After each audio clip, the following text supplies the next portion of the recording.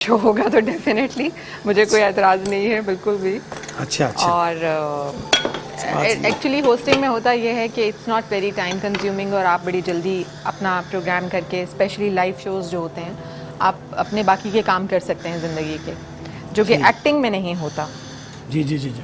अच्छा, ये जो आप कर रहे थे ये कोई ये इस बात मैं इसका फ्लेम बनाने के लिए कर रहा था। अच्छा। इसका कि ताकि ये अच्छा, फ्लेम वो बंद हो गया तो मैं इसका फ्लेम ऑन कर रहा था ताकि ये एक जल्दी से हो जाए। सही। ये थोड़ा सा स्टीम हो जाती है इसमें, तो ज़रा जल्दी से स्टीम इसमें आ जाती है। तो नाज़रीन, ये हमारा पुलाव चला गया अब दम पर। और सवाल मैं आपसे पूछ रहा था आपके बेटे के हवाले से, तो उसका फ्यूचर में आपने क्या सोचा हुआ है? डू यू सजेस्ट एनीथिंग कि या आपने उस पर छोड़ा हुआ है कि यार तुम जो करोगे बेटा वो तुम्हारी मर्जी है? बिल्कुल जी, हम मेरा ख्याल में इस दौर के जो वालिदैन हैं उनमें इतनी वो सलाहियत है सोचने समझने की कि बच्चों के ऊपर कभी भी कोई चीज़ आप ज़बरदस्ती उनसे नहीं करवा सकते। Very good. अल्लाह ने चाहा तो जो भी उसका जिस तरफ भी उसका रुझान होगा, जिस तरफ भी वो जाना चाहेगा, इंशाल्लाह हम उसको सपोर्ट करेंगे। ये नाज़रीन बड़ी प्यारी उन्होंने बात की कि अगर वालिदैन फोकस करते हैं तो ये एक अजीब सी बात हो जाती है। बच्चों को राय ज़रूर देनी चाहिए कि बेटा ये आपके लिए बेहतर होगा, ये बेहतर होगा। बीइंग माँ बाप आप बेहतर समझते हैं, लेकिन उन पर अपनी राय को मुसलत नहीं करना चाहिए। तो ये बड़ी प्यारी उन्होंने बात की। और आज मैं देख रहा हूँ कि ये दूसरी बात उन्होंने बड़ी प्यारी की। बहुत शुक्रिया आपका।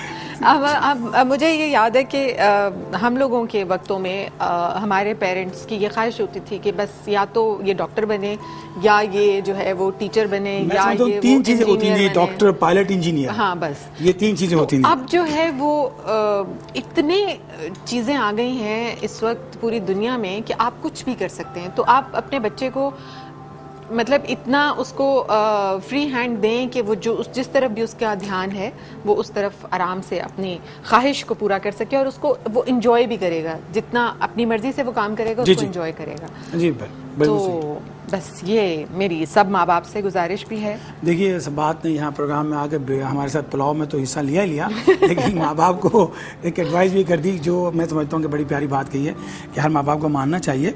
और पहले ही बिल्कुल दुरुस्त करेंगे, हमारे पास 3 कैटेगरीज होती हैं ज़्यादा से ज़्यादा कि हमने इंजीनियर बनना है, डॉक्टर बनना है या हमने पायलट बनना है। तो अब बहुत सारी फील्ड है, हर फील्ड के अंदर अल्लाह ताला आपको टॉप पर ले जाते हैं, बशर्ते कि आपकी सिंसियरिटी उसमें कायम हो और आप बड़े दिल से उससे मेहनत करते हो। एम आई राइट सर? बिल्कुल जी, बिल्कुल। अब मेरे ख्याल में आपका जो प्रोफेशन है इसमें भी बहुत सारे बच्चे और बच्चियां आना चाहते हैं अपनी एजुकेशन कंप्लीट करने के साथ साथ, और मेरे ख्याल में आप बहुत सारे बच्चों को पढ़ा भी रहे हैं। तो ये भी एक बहुत खूबसूरत प्रोफेशन है और माशाल्लाह जिस तरह शेफ ने बताया है कि इसमें भी बहुत आगे जाने के चांसेस हैं। डेफिनेटली बहुत अच्छा अर्न कर सकते हैं आप इस प्रोफेशन में रहते हुए भी। बिल्कुल सही कह रही हैं। और बहुत ही रिस्पेक्टेबल भी है, बहुत ही रिस्पेक्टेबल है और बहुत अच्छी जगह है। और मैं आपको बता दूं होटल इंडस्ट्री की एक खास बात कि आप इसमें जाते तो ज़रूर हैं भूखे पेट, लेकिन आते भूखे पेट नहीं। बिल्कुल सही। पूरी दुनिया के अंदर जो हम लोग यहाँ से all over the world abroad जाते हैं तो हमें वहाँ सबसे ज़्यादा जो नौकरी अगर हमें वहाँ मिलती है किसी नौकरी या किसी भी प्रोफेशन के हवाले से, तो वो हमारे पास इस होटल इंडस्ट्री के हवाले से मिलती है। तो अभी सवाल चेक करें एक बार, मुझे लग रहा है अभी इसमें दम में थोड़ा टाइम है, लेकिन फिर भी चेक कर लेते हैं एक बार इसको। टाइम है, टाइम है, टाइम है, टाइम है।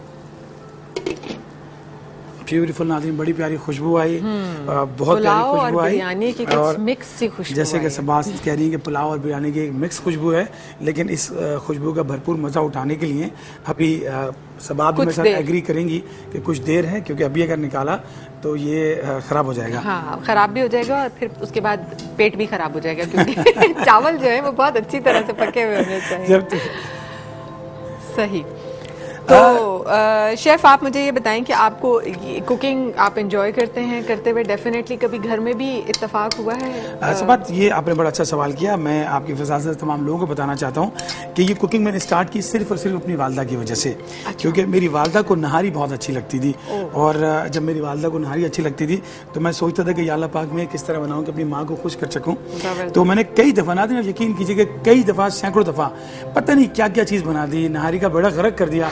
लेकिन मेरी वालदा जब भी खाती नहीं वो कहती नहीं कि नहीं बेटा अच्छी बनी बहुत है। अच्छी बनी है। तो मुझे जो शौक़ हुआ और जो लगन हुआ वो इसी हवाले से हुआ कि मैं अपनी वालदा के लिए नहारी बना सकूं जिसको बहुत पसंद करती हैं, और यही मुझे इस कैरियर में ले आया। और ना सिर्फ आज पूरी दुनिया में अल्लाह ताला ने बहुत अच्छे पैसे भी दिलाए, कुछ दुनिया देखने का मौका भी मिला, और यहाँ भी बड़ी रिस्पेक्टेबल जगह पर मैं काम कर रहा हूँ। एक स्कूल है हमारा जो होटल मैनेजमेंट के हवाले से है, और इंशाल्लाह कभी उसके बारे में आपको डिटेल बताएंगे।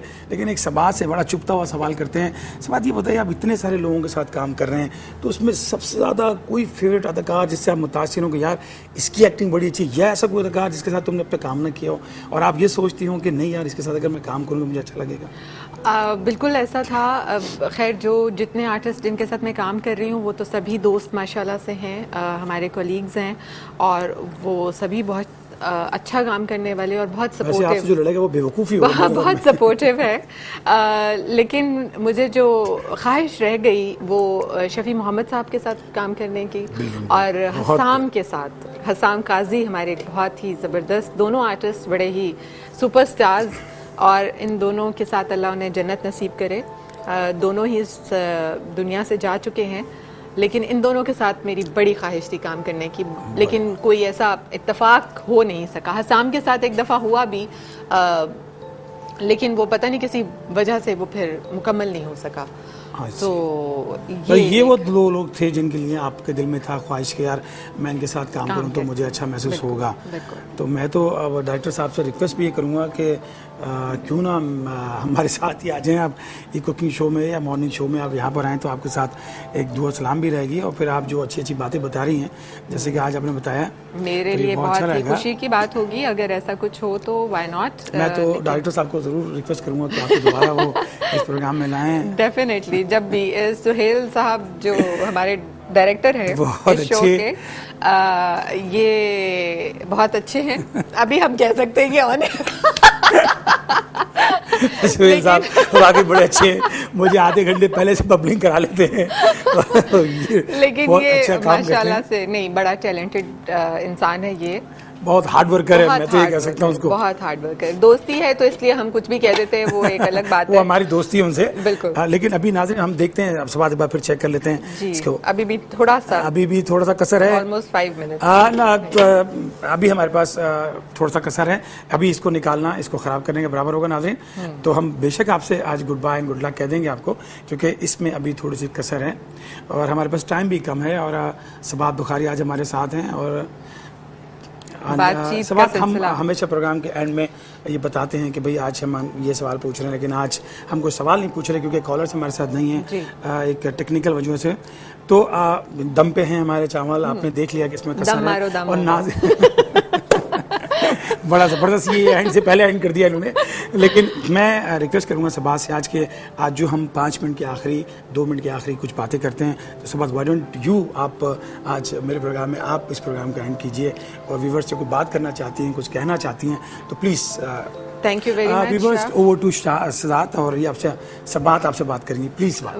बहुत शुक्रिया शेफ़ आपका, और नाजरीन से तो मेरी बातचीत रहती ही है और बहुत पुराना एक रिश्ता है हमारा, लेकिन आज आपने फिर मुझे ये मौका दिया है उनसे बात करने का। तो मैं शेफ़ की ही एक बड़ी खूबसूरत बात को आगे बढ़ाना चाहूँगी कि बड़ी प्यारी इन्होंने एक बात की अभी कि इन्होंने जो ये प्रोफेशन अपनाया है वो अपनी माँ की वजह से अपनाया है। ये चाहते थे कि अपनी माँ को अपने हाथ से निहारी बनाकर खिलाएं, और उस ख्वाहिश का किसी हद तक जो है वो उन्होंने पूरा करने के लिए इस प्रोफेशन की तरफ आए हैं। और मुझे उम्मीद है और मेरी ये दुआ है इनके लिए कि जो इन्होंने अपनी माँ को खुश करने के लिए ये काम किया है, तो अल्लाह ताला इन्हें इस काम में बहुत ज़्यादा कामयाबी और तरक्की अता करें। और यही एक मैसेज है हमारी न्यू जनरेशन के लिए भी कि अपनी माँ को खुश करने के लिए आप जो भी काम करेंगे अल्लाह ताला उसमें आपको बहुत बहुत कुछ अता करेगा, अपनी वो तमाम नेमतें अता करेगा जिसका शायद आपने कभी सोचा भी नहीं होगा, जो शायद आपने कभी तसव्वुर भी नहीं की होंगी। अपनी माँ को खुश करने के लिए जो भी काम करना है। बहुत सारे हमारे नौजवान नस्ल में इस वक्त हालात की वजह से, जो कुछ भी हमारे मुल्क में हालात हैं उनकी वजह से कुछ गलत रास्तों की तरफ नौजवान हमारे चले गए हैं। चोरी, डकैती, स्नैचिंग, बहुत अच्छे पढ़े लिखे लोग, तो खुदारा अभी भी वक्त है, सुधर जाइए और अपनी माँ का दिल मत दुखाओ। और जब उसको पता चलेगा ना कि आप लोग इस काम में हो, तो शायद वही उसकी जिंदा रहते हुए वो मर जाएगी और वही उसकी मौत होगी। तो प्लीज ऐसा मत करें और बी पॉजिटिव, थिंक पॉजिटिव। आप अगर मेहनत करते हो चोरी करने में, डकैती करने में, वही अगर आप किसी पॉजिटिव काम में कर लोगे तो इससे अच्छी बात और कोई ये मैं समझता हूँ आज की और अब तक जब से प्रोग्राम शुरू हुआ है, इस प्रोग्राम के आखिर में जो बात की है इन्होंने, उससे खूबसूरत बात अब तक इस प्रोग्राम में नहीं हुई।